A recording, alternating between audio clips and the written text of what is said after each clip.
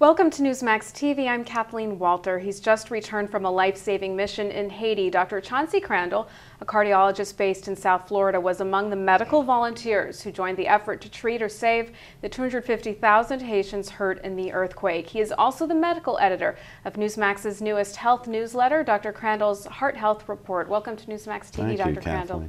Thank you. The situation in Haiti those first few days after the earthquake was just so critical, and the need for medical professionals such as yourself tremendously overwhelming. Why did you decide to head to Haiti? How long were you there for? And tell us exactly what it is you did. Well, you know, we all heard about that disaster in Haiti, and many of us in medicine, especially here in Florida because we're close by, felt a call to go, and that's what I felt. So I lined up with some missionary physicians, and we went to Haiti as part of the first wave of physicians that were at the disaster, and it was something I'll never forget. What were your first impressions when you arrived? Well, I think when I first arrived, chaos. You know, it was very unorganized. It was difficult to land the plane. We had to get a landing time there. The airport was not working well.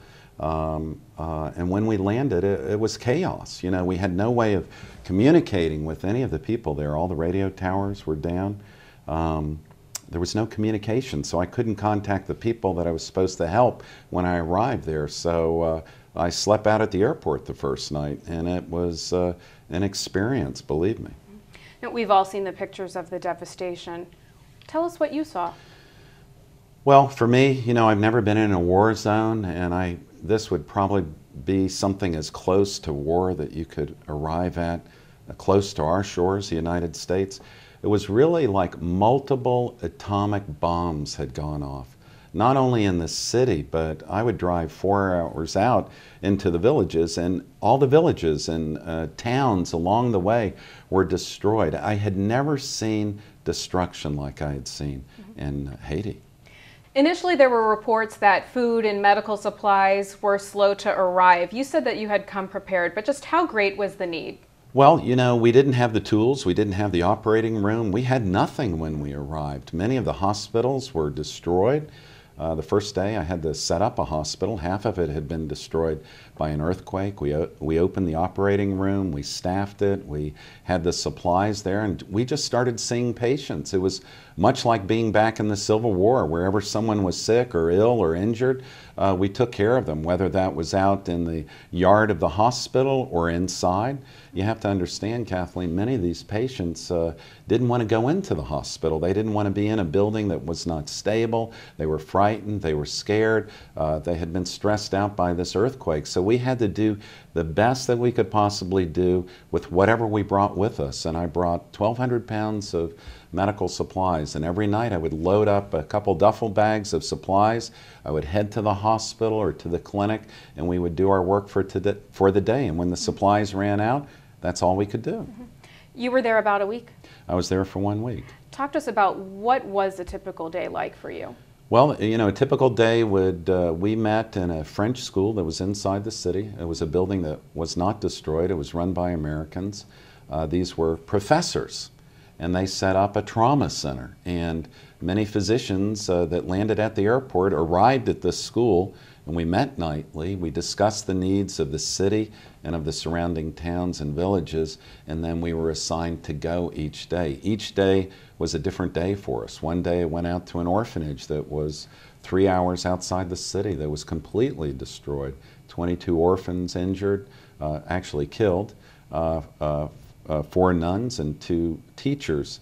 And I tended to the wounded orphans that were there. No doctor had been to that orphanage. And the following day, I went to a Cuban hospital that was unmanned, and we set that hospital up, and we worked with the local people there to take care of the sick and injured. Every place we went, there was need, and every place we went, someone was injured, someone was sick, and every family was touched in some way. You know, I mean, everyone knew of someone that had died in the earthquake. What kind of injuries were you seeing? I think the most common thing were crush injuries. You know, the buildings would fall on people. Most of the buildings were made of concrete. There was a period of time when many of the villages and buildings were made of concrete because they had a state-run concrete firm there. So these buildings completely collapsed, and if someone was inside, they were injured or killed, and it was a crush injury. It was from the fall of concrete or cinder blocks on bodies.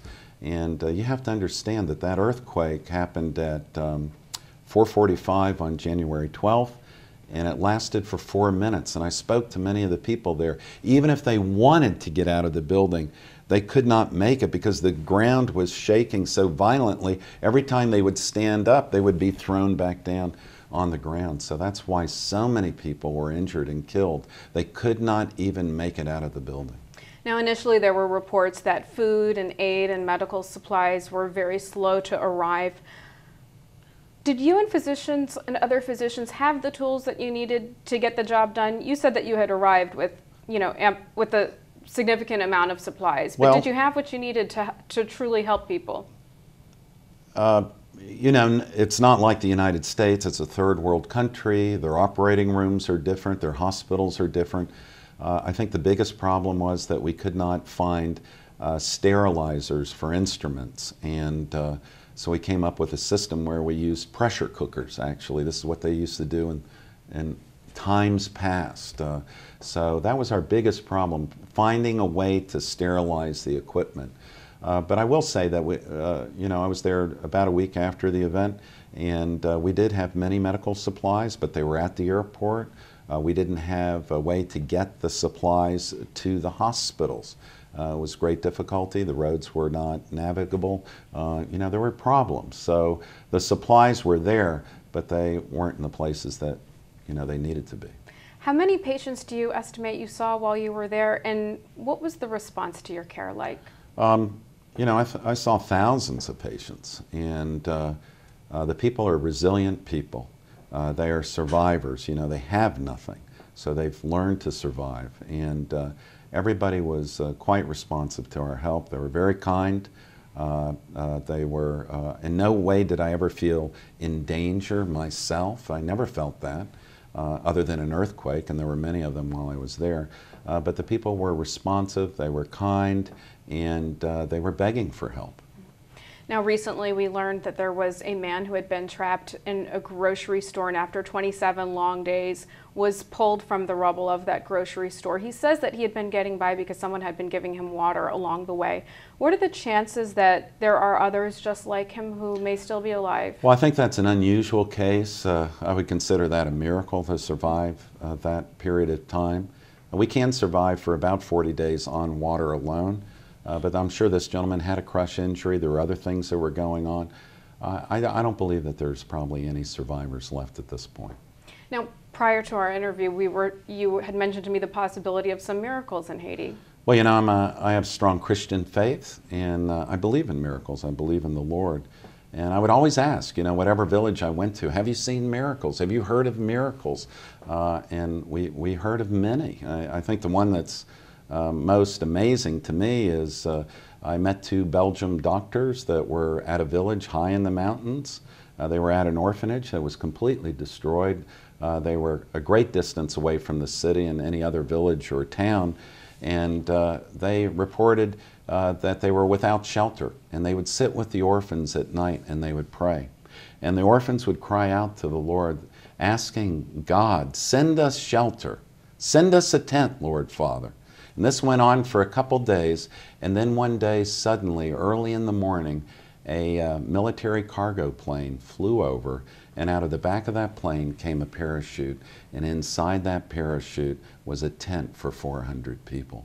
They considered that a miracle, and it definitely was, because no one communicated with them while they were there. There were no military communications, but someone had identified that there was great need and heard the prayer of those orphans. That's an amazing story. Mm-hmm.